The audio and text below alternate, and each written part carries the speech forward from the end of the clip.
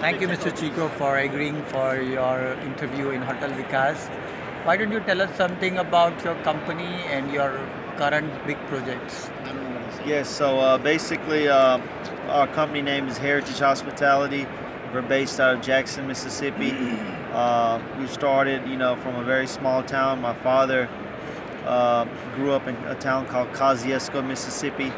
We lived in one hotel for basically, 30 years. We did all of the shifts. My father did the night shift. My mom would do the laundry. We would kind of do the maintenance chores, me and my younger brother.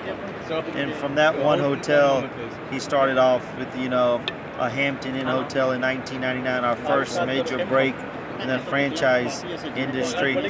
Then after that, basically, we had a chance to, get in other branded hotels. And today we own about 35 hotels. We have about 23 in the pipeline, all the way from Texas, Louisiana, Georgia, Oregon. What else do we have? Alabama, Florida. So, we're approved by Hilton, Marriott, and Hyatt today, which is a big accomplishment that I'm very thankful for my father to give me the opportunity to be in this position. We actually operate our own hotels. We construct our own hotels. We have infrastructure that in different divisions doing management, operation, and construction. So that really separates us from a lot of people of getting the costs down, because today costs are rising dramatically.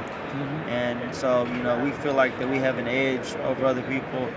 We have our own in-house finance department where my partner Ali and Scott basically help kind of get the pre-development going. So it's a team effort that is just not me. My brother's handles the FF&E inside interior design aspect of it. So, we have a big organization. We have big ambitions. We already have an Embassy Suites approved in Atlanta, Georgia. We're working on a second and third Embassy Suites location as we speak.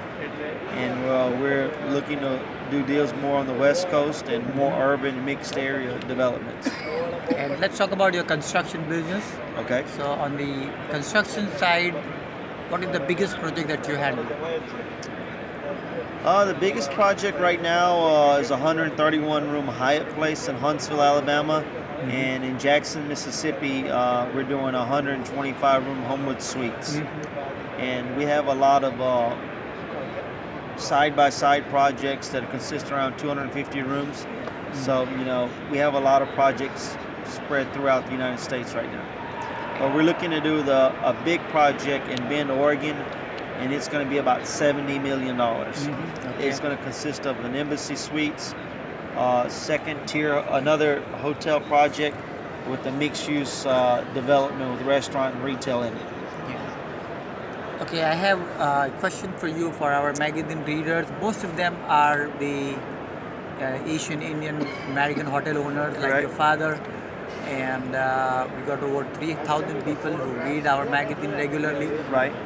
Now, that group of people, and you lived with that group of people and you know them well, they're extremely cost conscious, and they would like to, when they look for a company that provides them construction services or the interior or the furnishing, how would you be different from other competitors in terms of the cost?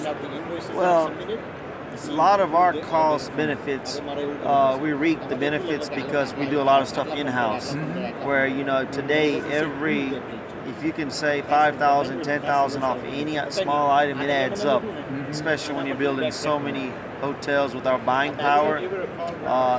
Again, everything comes to the bottom line. So, we shop a lot of things. We try to self-perform a lot of things that our in-house subcontractors have. So that keeps our cost in line with our numbers versus, subbing it out to other vendors. So we like to, try to do a lot of our items in-house to save on cost. And you said you also provide financing, or you No, we have a team in our office. These guys here, Ali and Scott, help put packages together, shop loans. They're helping me getting all these loans approved. So when a prospective customer comes to you, do you handle everything from loans to... No, we don't We don't finance. Third party GC. Yeah. Basically, we're doing our own development deals, so we don't actually finance for other people. Okay. So we do our own particular deals. But you, Construction, we built a lot of hotels for other people, and we would like to see that side of the development grow more, building for other people, so we can pass on the cost savings to other Indian community members.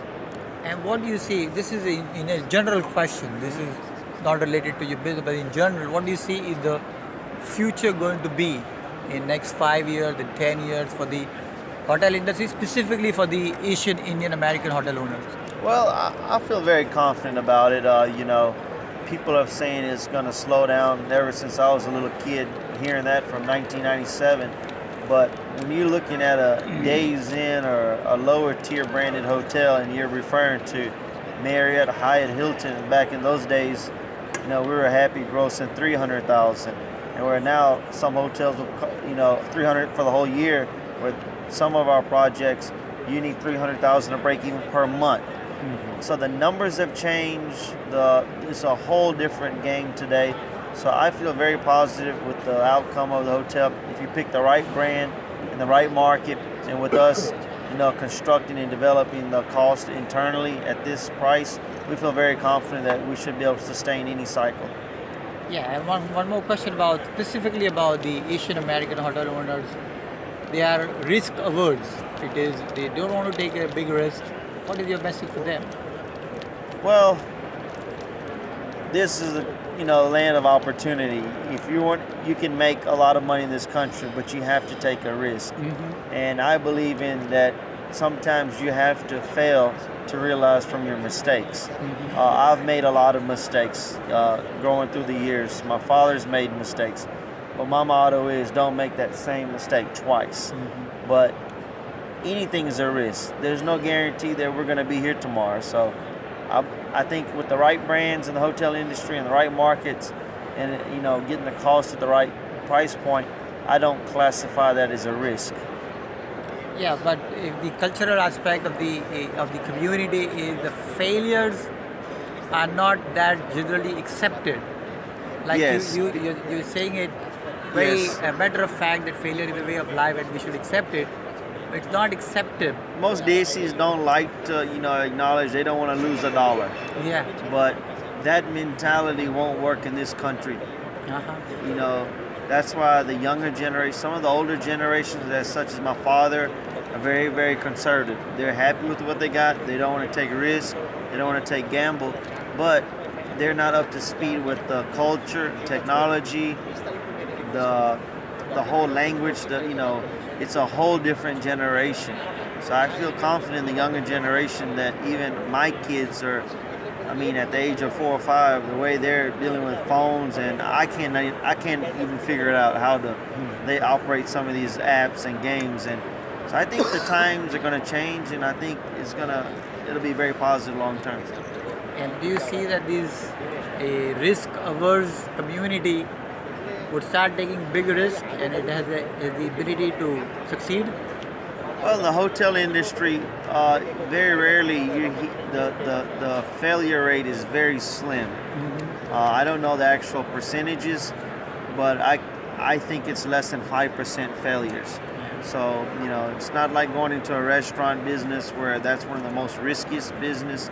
But a hotel, you got an asset. So if you perform it and you run it right, it's a sustainable asset that you can sell. So you won't be totally lost out. A lot of other things that you can lose everything. What about big threats like Airbnb or something similar, something I think all of a sudden something comes up? I think Airbnb is a threat in big destination markets. It is a big worrisome to the hotel industry, but I think that the markets we're focusing our growth is it's not a big concern. But yes, in big metropolitan destination cities, it is a threat. Okay.